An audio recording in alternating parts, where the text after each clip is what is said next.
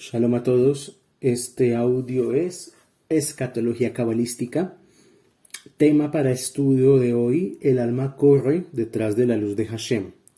Hemos como avanzado en más o menos una cuarta parte, tal vez no, un poco menos de este libro, y pues ya vamos a continuar. La razón por la que el alma sale del cuerpo es porque desea conectarse con la luz de Hashem, que le es revelada en los momentos de su muerte.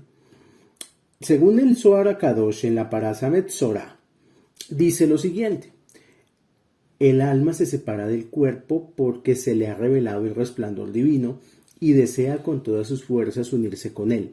El alma siente un amor muy intenso y una alegría muy grande al ser tocada con esa luz. Por lo tanto, sale del cuerpo para seguirla. Si se trata de esa luz, por lo tanto, sale del cuerpo para seguirla.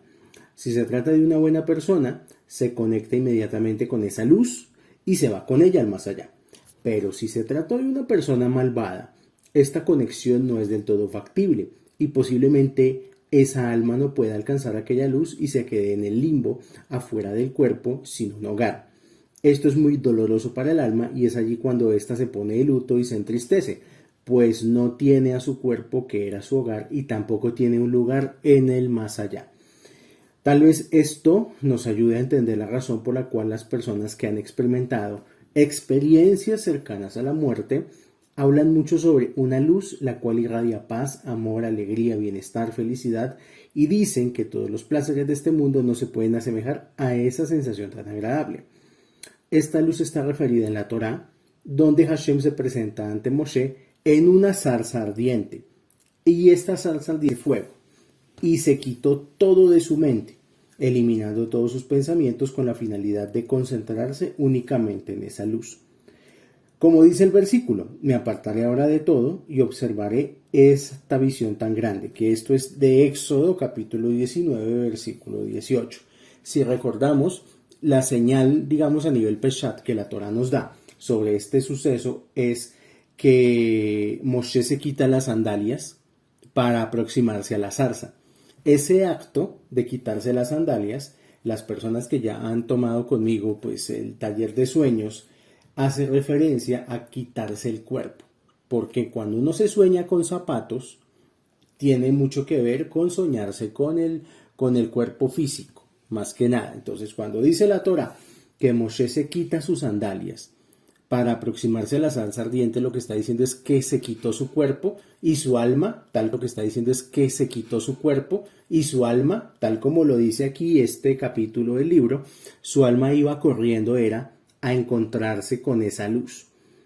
En un momento todo dejó de ser importante para Moshe y lo único que en realidad le importó y en aquello en lo que se centró absolutamente toda su atención fue en esa luz. El mundo se podría estar cayendo a su alrededor, pero a él en esos momentos no le hubiera importado, porque estaba concentrado en esa luz, disfrutando y deleitándose de ese resplandor divino. Eso es exactamente lo mismo que le pasa al alma cuando ve la luz de Hashem, que en ese momento le deja de importar todo lo que está pasando en este mundo y lo único que quiere es dirigirse a esa luz. Es así como el alma de la persona justa se va de este mundo y abandona su cuerpo por su propia voluntad.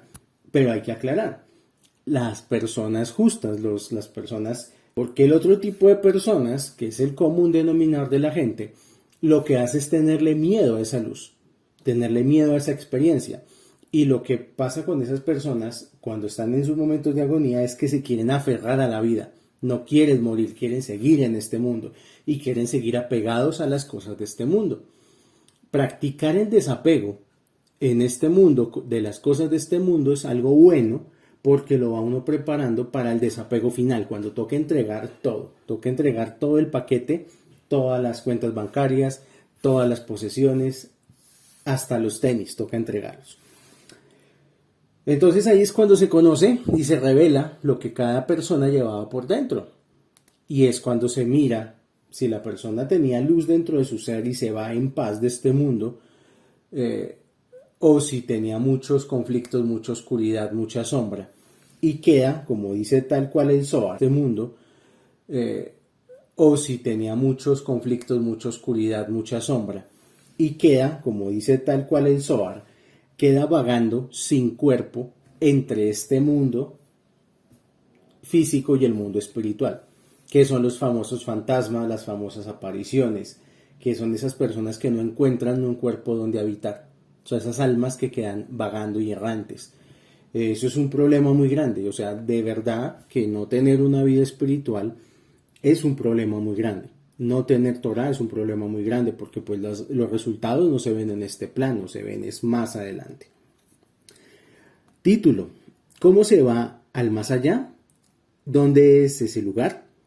Rav Yosef Yehuda Bloch en su libro Shiurei Da'at dice lo siguiente: cuando la persona se va de este mundo, se va al más allá, pero ahí existen muchos mundos más, así como el nuestro.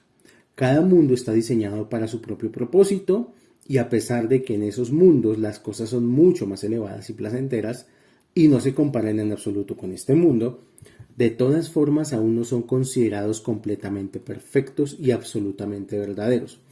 No son lo que llamamos el mundo de la verdad. Las cosas no son como la gente piensa. Las almas no se van directamente después de la muerte al mundo de la verdad. Y no saben todo de manera automática, sino que el mundo por el cual pasa el alma al salir del cuerpo es un mundo que está aún muy distante del mundo de la verdad. Y dependiendo de las acciones que realizó durante su vida, es que el alma va subiendo niveles y alcanzando mundos más elevados. El Talmud Yerushalmi dice que los primeros 3 días después del deceso de una persona, el Nefesh vuela sobre el cuerpo y tiene la esperanza de aún poder regresar al cuerpo. Entiende que no va a regresar más y por lo tanto se va de allí. Los siguientes 4 días hasta el día 7º va de su casa al lugar en el que está enterrado su cuerpo de regreso una y otra vez. Este pasaje del Yerushalmi es difícil de entender, pues ¿cómo es que el alma se equivoca y piensa que va a regresar y no sabe lo que debe hacer o hacia dónde ir? Incluso nosotros lo sabemos. La respuesta es que los otros mundos a los cuales las almas están muy lejos de nuestro mundo y todos esos mundos de los que se habla en la sagrada literatura de la Kabbalah están uno encima del otro, a distancias que no podemos imaginar. Pero es un error pensar que las distancias de las que hablamos son físicas, ya que para el alma, y en términos espirituales, no existe ni el espacio ni el tiempo, pues es una creación limitante que Dios estableció para este mundo y por lo tanto solo existe para el plano físico. Es por esto que cuando hablamos sobre lugar, pues cada mundo está en un nivel espiritual más alto de manera conceptual y cuando hablamos sobre estos conceptos solo los definimos de esta forma para poder imaginarlo y dibujarlo de alguna forma en nuestra mente, ya que no podemos imaginar que incluso en el lugar en el que estamos en estos momentos existan dimensiones infinitas. Nosotros vemos un mundo pequeño y solo lo que alcanzamos a captar mediante nuestros 5 sentidos. Por eso no podemos entender estos conceptos y debemos hablar de espacios o, como hacen muchos astrofísicos y gente ligada a la astronomía, de galaxias. Pero en realidad debemos saber que nuestra alma, al salir del cuerpo, no se va de nuestro mundo hacia otro mundo, que queda en otro lugar físico, sino que conforme el alma se va desprendiendo de las limitaciones del cuerpo y se da cuenta de que tiene la capacidad de ver y entender más allá de las limitaciones del cuerpo, entiende todo de las limitaciones del cuerpo y se da cuenta de que tiene la capacidad de ver y entender más allá de las limitaciones del cuerpo, entiende todo de una manera diferente y puede introducirse en dimensiones más y más profundas y entender el mundo de una manera que no lo había hecho antes. Es por eso que al principio se queda cerca del cuerpo, pues la diferencia entre estar vivo y muerto no es tan lejana realmente. Apenas se está desprendiendo de sus limitaciones y conociendo su poder absoluto de captar mucho más allá de la realidad física. De hecho, es justamente por eso que al mundo se le llama Olam. La palabra Olam se escribe con las letras Ain, Vav, Lamet, Mem. La palabra Olam significa, así como la palabra Olam significa mundos, también significa ocultamiento. Y conforme vamos descifrando lo oculto y revelando los misterios, vamos encontrando realidades paralelas y mundos distintos. Por lo tanto, el mundo visto de una forma o de otra es completamente otro mundo.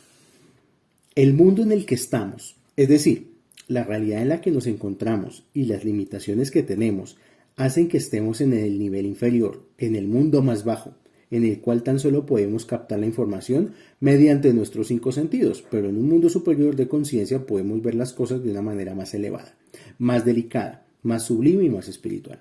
Es por eso que al principio, después del deceso de una persona, el alma aún está en el primero de los múltiples mundos y está comenzando a descubrir cosas nuevas que mientras estaba con vida no podía entender y ni le pasaba por la cabeza que eso existiera. Al principio, el alma aún está bloqueada y sus capacidades aún son muy reducidas.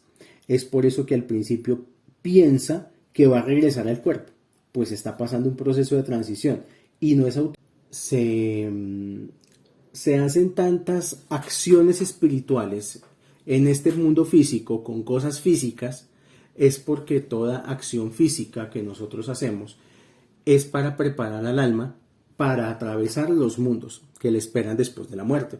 El Talmud Babli en el tratado Hagiga explica con toda claridad cómo se componen estas dimensiones. Los cielos le llama el Talmud. Entonces habla de las raquías o de los raquiot. Creo que ya alguna vez hicimos un audio del Talmud Babli de Hagiga explicando los olamot, cómo se va subiendo de un cielo a otro cielo a otro cielo, hasta que pues, el alma pueda, básicamente. O sea, pongámoslo con un ejemplo cotidiano. Las personas tienen una vida material de acuerdo a su capacidad económica, ¿sí? Entonces, pues si una persona que se quiere comprar un Maserati último modelo y el Maserati vale 480 millones de pesos, pero resulta que su tarjeta de crédito solamente le alcanza para un cupo de 10 millones de pesos, pues no se puede llevar el Maserati.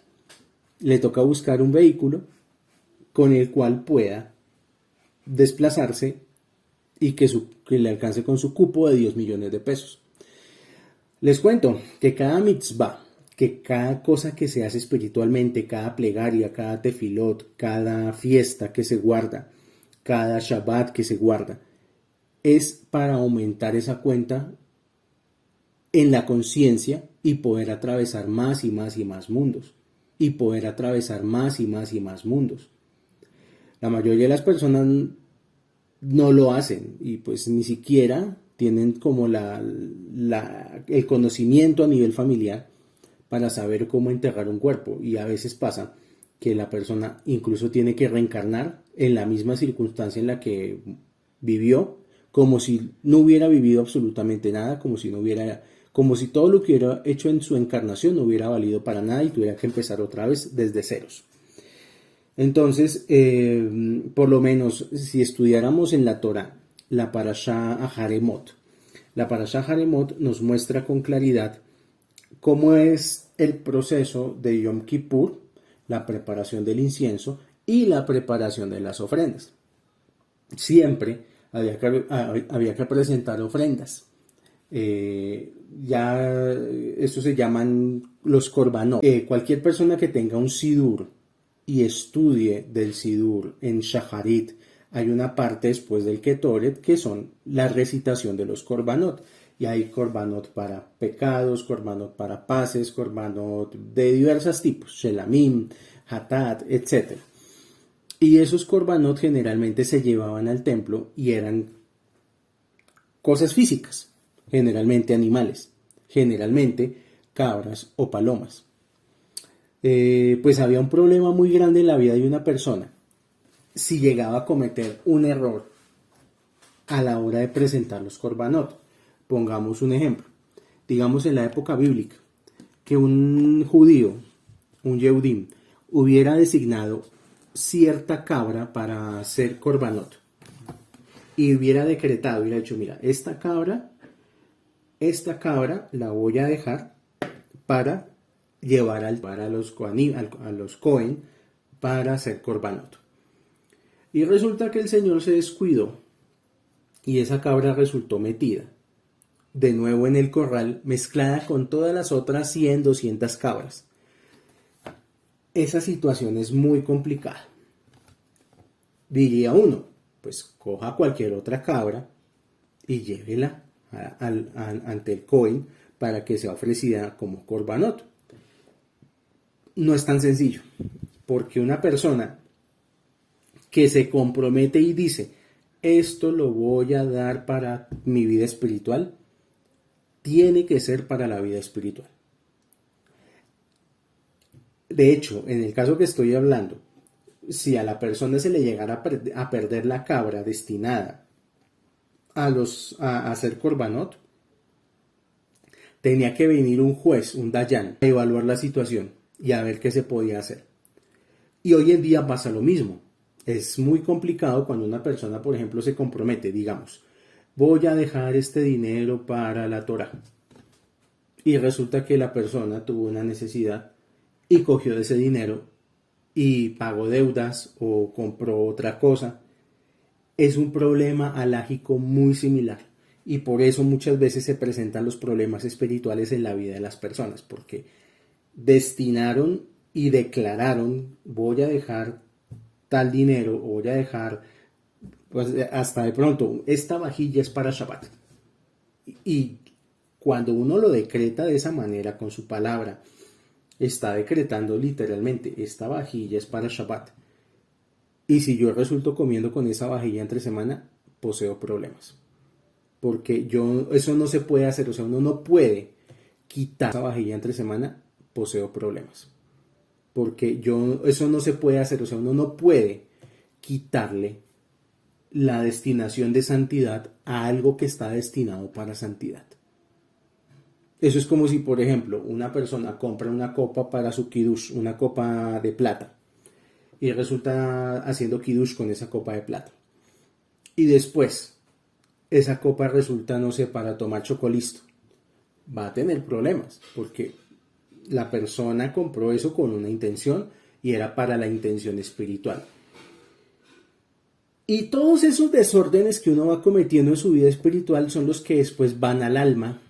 Y esos desórdenes espirituales es lo que después se ve reflejado no solamente en la vida cotidiana, en las finanzas, en las pérdidas ocasionales, en que de repente me empezó a ir mal, de repente empecé a tener problemas en un negocio que estaba andando sobre ruedas. Analizar por qué. Y muchas veces esos problemillas que van apareciendo en la vida tienen que ver con esto que estoy diciendo, con que la persona no cuidó muy bien las reglas de la santidad del mundo material. Entonces, la Torah es una oportunidad muy grande, tal vez la más importante que toda alma pueda tener en toda su vida, para poder crecer, trascender, progresar. Pero también los descuidos tienen un costo. Entonces hay que tener en cuenta eso, porque incluso eso no se ve aquí inmediatamente. Eso se ve después a nivel almático más adelante. Título: la Neshama sube directo al cielo. Ya hablamos incluso en los cursos de reencarnación que alguna vez compartí, ahí habla que Neshama sube directamente al cielo. Lo vamos a tomar desde el punto de vista de escatología cabalística de este libro. En el momento en que el Ruach, en que el alma, sale del cuerpo, se dirige hacia el Gan Edén, de aquí de la tierra, y entra dentro de la cueva de Meharat HaMachpelah, ya que por allí está la entrada al Gan Edén. Allí se encuentran las almas de Adán y los patriarcas. Si esa alma es meritoria, lo merece y le dan acceso y la dejan entrar en aquel maravilloso lugar. Pero en el caso de que no sea así, es empujada hacia afuera. No obstante, con respecto a la parte del alma llamada Neshama, las cosas no son así. La Neshama sube directamente al cielo, al lugar del cual vino, y ella no pasará por el Gan Edén de aquí, de la tierra. Esto está en el Zohar, en el tomo de Vayera, en el párrafo 94. Cuando la Neshama de la persona se va de este mundo, las almas de las personas queridas y cercanas que ya fallecieron vienen a su encuentro y le muestran el lugar en el que va a estar. En el juicio celestial le pasan la película de su vida. Entonces dice aquí, cuando el alma tiene que pasar un juicio más allá arriba, es llamada al tribunal celestial y es ella misma la que declara y explica lo sucedido contando lo que estaba pensando en el momento en que actuó de manera negativa. Las acciones no las tiene que mencionar, pues ya las tienen escritas en la memoria cósmica y no se necesita de que la persona declare. Esto pasa no solamente en el momento en que la persona muere, también pasa cuando la persona se va a dormir. Siempre que, por eso el Zohar incluso lo dice, que la muerte es el sueño o el hecho de dormir, te daba parte de la muerte. ¿Por qué? Porque pasa este proceso. El alma sale del cuerpo cuando estamos dormidos y el alma de una vez va a los mundos superiores a acusar a la persona. O sea, es la propia alma de cada uno la que va a los mundos superiores a decir fulano hizo esto, se portó así, contestó así, ta. Y luego el alma viene con el juicio derivado de esas acusaciones. Cuando la persona muere pasa lo mismo, pero en una escala mucho más grande, porque es toda la película de la vida de la persona. De hecho, hay un fenómeno que es muy común entre las personas, y es que cuando una persona está en un momento límite donde puede llegar a morir, donde su vida corre peligro, muchos dicen que vieron cómo toda su vida pasaba delante de ellos como una película, y que todo, desde que nacieron hasta el momento en que su vida corría peligro, toda la película de su vida la vieron. Y pasa por esto, por lo que está diciendo aquí el Zohar Ballera. Entre cada cielo y cielo hay ángeles guardianes que limitan el acceso al siguiente cielo, y las almas desean subir cada vez más, pero estos guardias no se los permiten a menos que sean merecedoras de ello. Esto está en el Zohar Vallejí, párrafo 170. Durante los primeros 30 días posteriores al deceso de la persona, el alma y el cuerpo son juzgados en el tribunal celestial, pero después de los 30 días la Neshama se eleva y asciende al cielo, mientras que el cuerpo se pudre y se echa a perder. Esto está en el Zohar Bayaquel, párrafo 91. Ahora, también, dentro de la literatura del Zohar y de los misterios de la Torá, de los secretos ocultos del cielo, se habla mucho del río Dinor. Y esto lo voy a tomar del Zohar Bayaquel, párrafo 327. Cuando las Neshamot suben al cielo, pasan por un río espiritual llamado Nahar Dinor, en el cual se purifican con un intenso fuego que quema todas las impurezas que se adhieren a la Neshama. Sin embargo, a la Neshama no le sucede nada, ya que aquel fuego no la daña y no afecta en absoluto.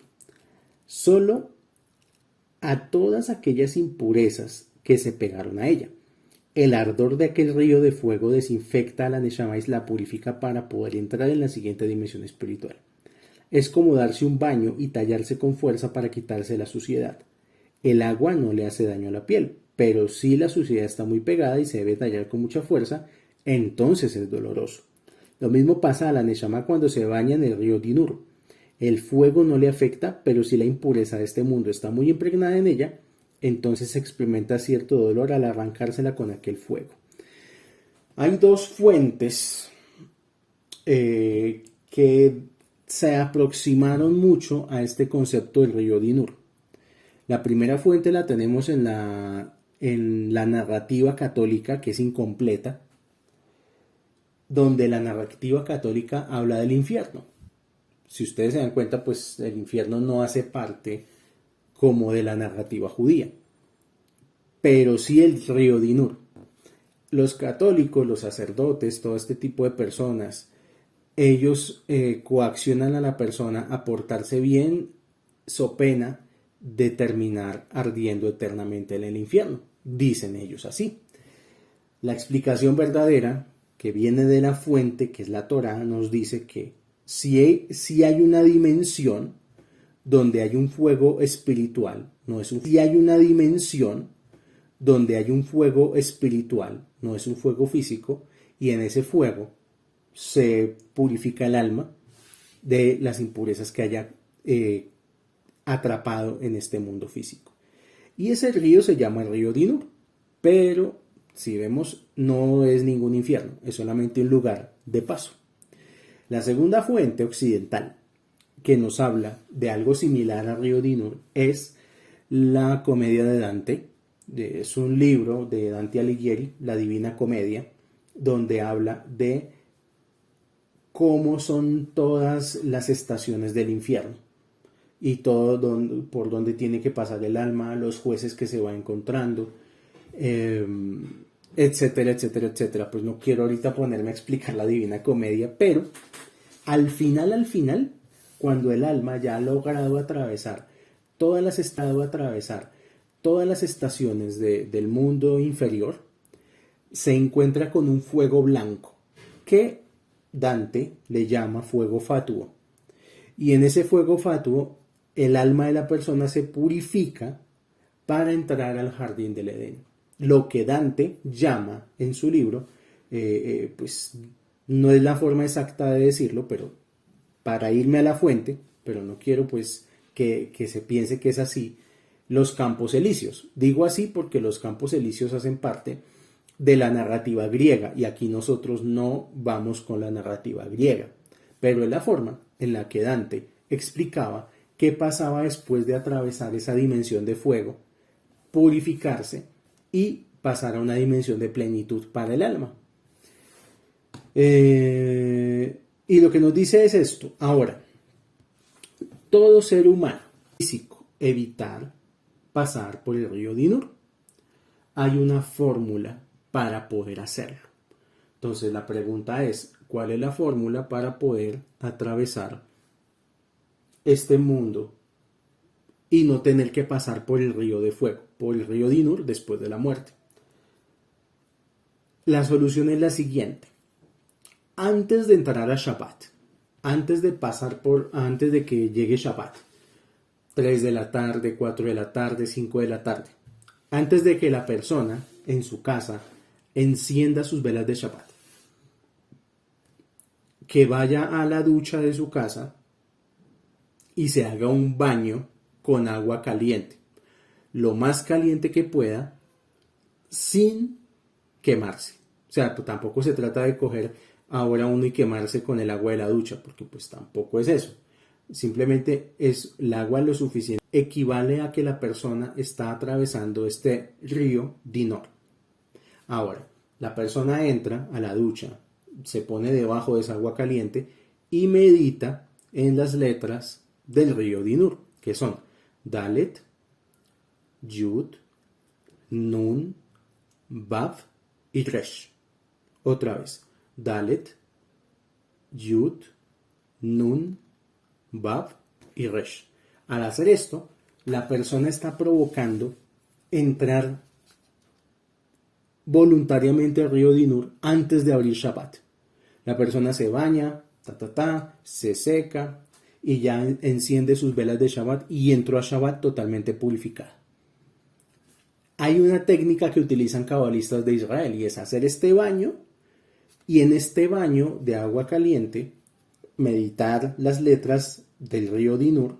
Es hacer este baño y en este baño de agua caliente meditar las letras del río Dinur, pero al mismo tiempo pensar en todos los problemas de la semana. O sea, en ese momento en que está en el agua caliente, empezar a desprenderse de los pensamientos de los problemas de la semana, para que saliendo de la ducha ya solamente la persona esté pensando en Shabbat. Es una técnica muy poderosa de purificación de alma. Título, dice aquí, continuemos. El ángel Taja, palabras finales, Riel.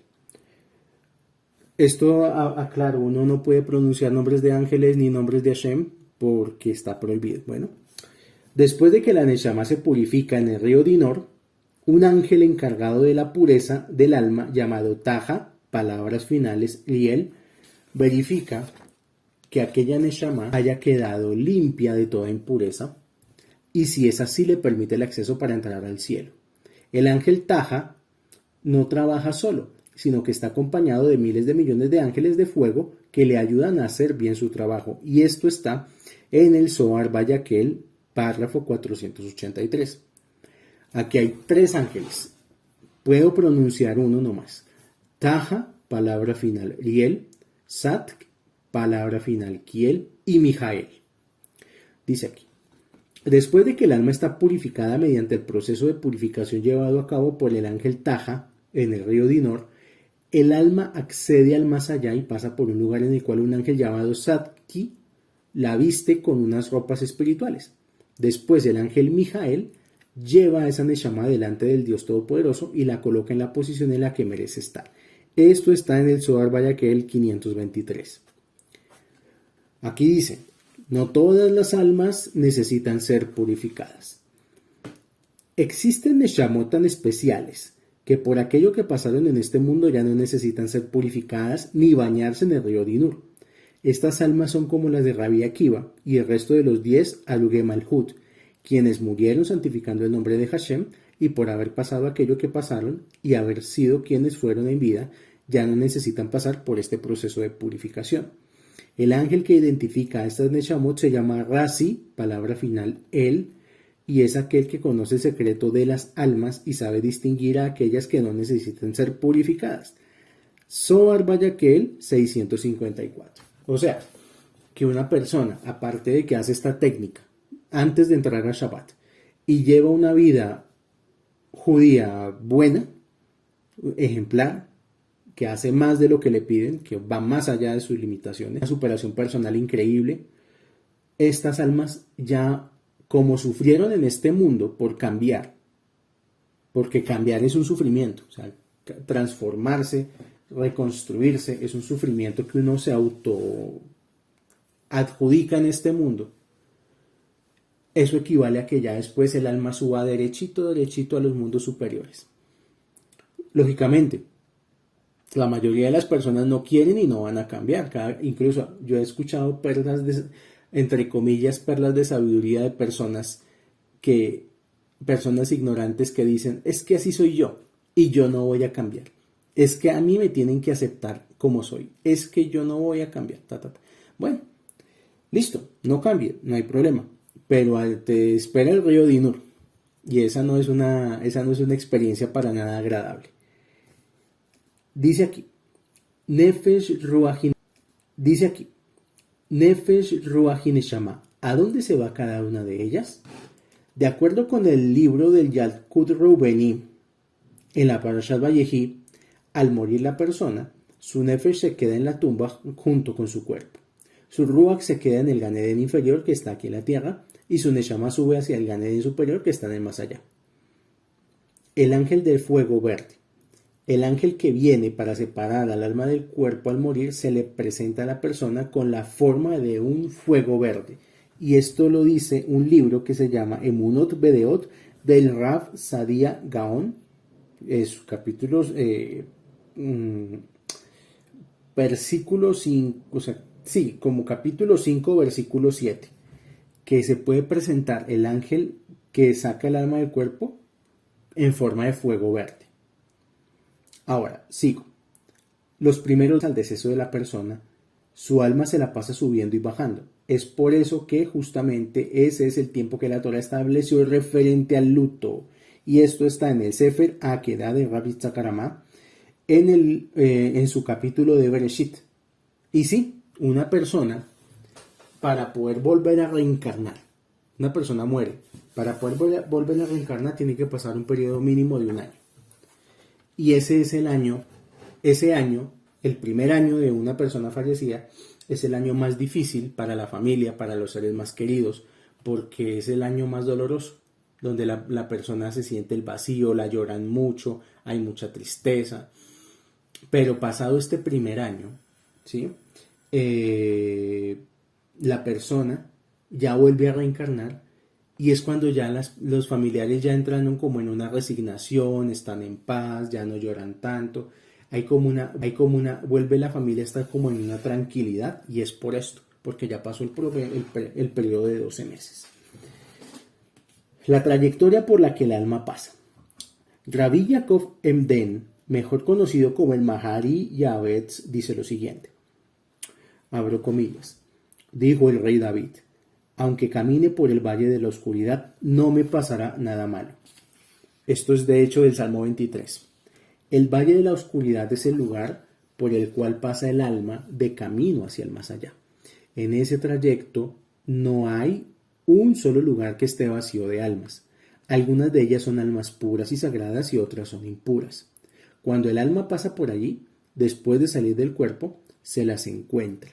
Y si la persona fue mala e impurificó su alma, aquellas almas impuras la van a atrapar y la van a bloquear el acceso para el más allá, haciéndola descender a un lugar llamado.